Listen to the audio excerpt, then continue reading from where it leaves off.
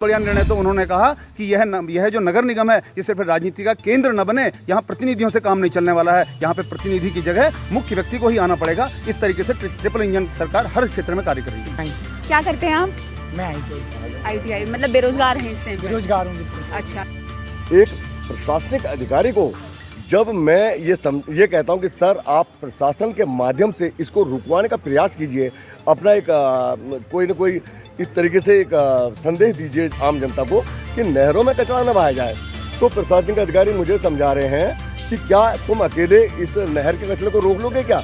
अरे मैंने उनसे कहा, मैंने कहा जब देश के प्रधानमंत्री इस देश में स्वच्छता के लिए कार्यक्रम चला रहे हैं और पूरा देश स्वच्छता की ओर बढ़ रहा है, तो क्यों नहीं हम कर सकते हैं? मतलब अगर इस तरह के अधिकारी आज हमारी जो सत्ता मतलब सरकार में रहते हुए इस तरीके के अधिकारी प्रतिनिधियों से बात करते हैं या जनप्रतिनिधियों से बात करते हैं, किसानों से बात करते हैं, तो कहीं ना कहीं मुझे शर्म आती है।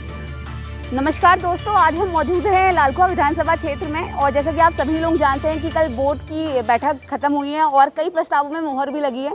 तो आइए उत्तराखंड के तमाम मुद्दों पर और क्या सोचती है यहाँ की जनता, क्या तमाम मुद्दे हैं, क्या परेशानी है, आइए इनसे विचार विमर्श करते हैं। तो जी सर, सबसे पहले मैं आपका नाम जानना चाहूँगी। दिनेश खुलबे। सर, कल बोर्ड की बैठक में जो हाई कोर्ट हल्द्वानी शिफ्ट करने का जो प्रस्ताव पास किया गया है, कितना सहमत है आप उससे? पूरे तरह से सहमत हूँ। एक तो सबसे बड़ी बात ये कि कहीं इसका विरोध नहीं हो रहा है। कुछ क्षेत्रीय नेता या क्षेत्रीय जनता जो कि नैनीताल पर्टिकुलर में रहती है, वो होटल के व्यवसायी भी हो सकते हैं और निश्चित है कि जब वहाँ से हाईकोर्ट शिफ्ट होगा तो होटल व्यवसाय पे कुछ फर्क जरूर पड़ेगा।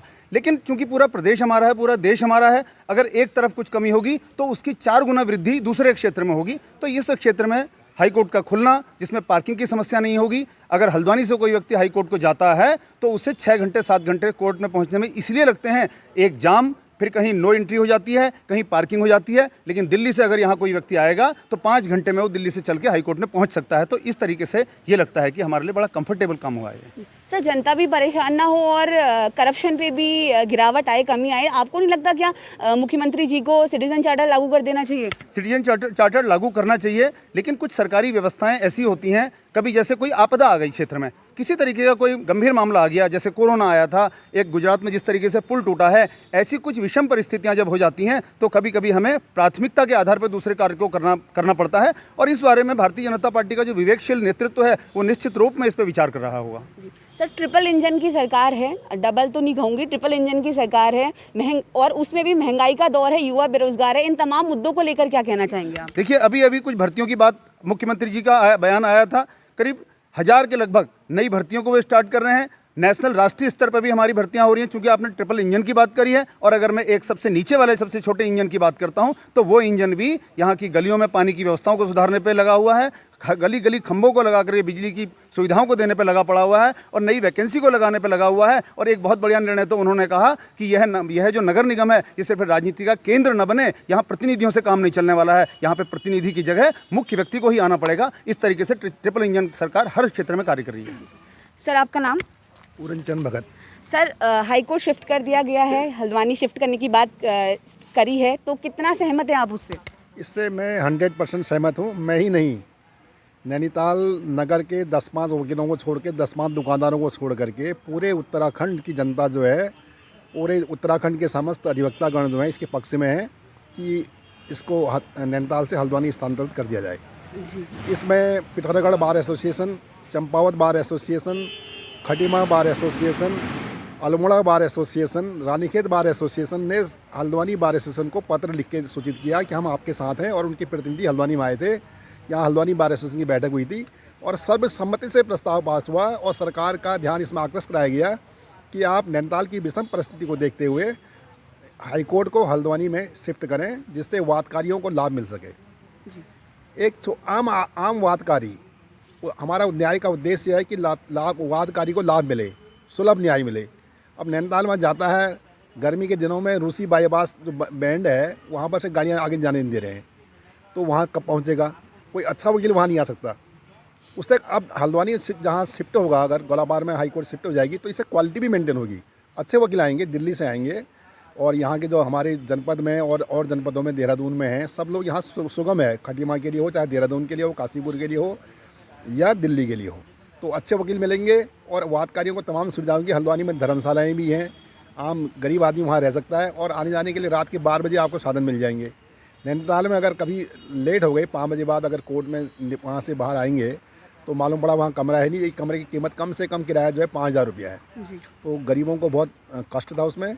इस पर आम जनता ने एक प्रतिवेदन दिया था। मैं तो इस धामी सरकार का आभारी हूँ, उनको धन्यवाद देता हूँ कि उन्होंने आम वादकारी की सुनी और आम जनता को के हितों को ध्यान में रखते हुए, उनकी कठिनाइयों को ध्यान में रखते हुए इस समस्या को हल करने के लिए हल्द्वानी में शिफ्टिंग का जो सैद्धांतिक सहमति प्रदान की है, हम उसका धन्यवाद करते हैं, आभार व्यक्त करते हैं और इस धामी सरकार को साधुवाद प्रदान करते हैं। सर, अगर मैं क्षेत्र के तमाम मुद्दों की बात करूं तो क्या काम हो गए हैं और क्या होने बाकी हैं अभी इस टाइम पर?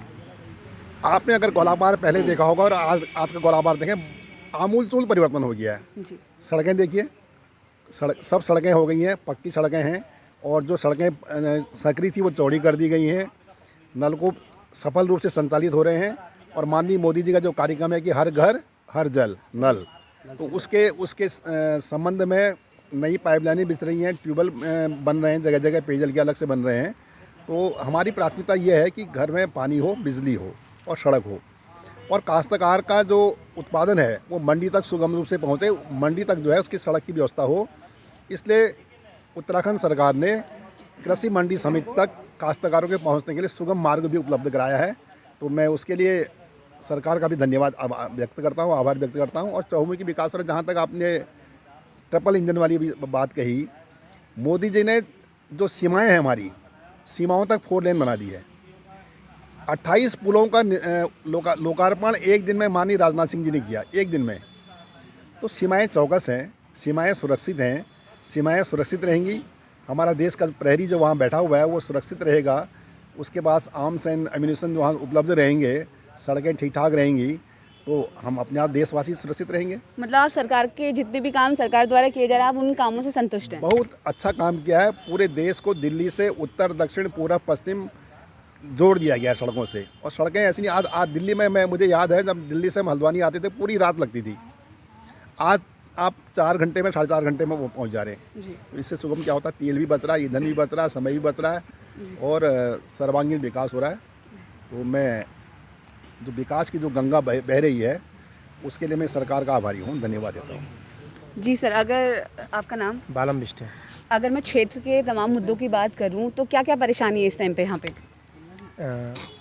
देखो, हम अभी गोलापाड़ क्षेत्र से रहने वाले हैं जी।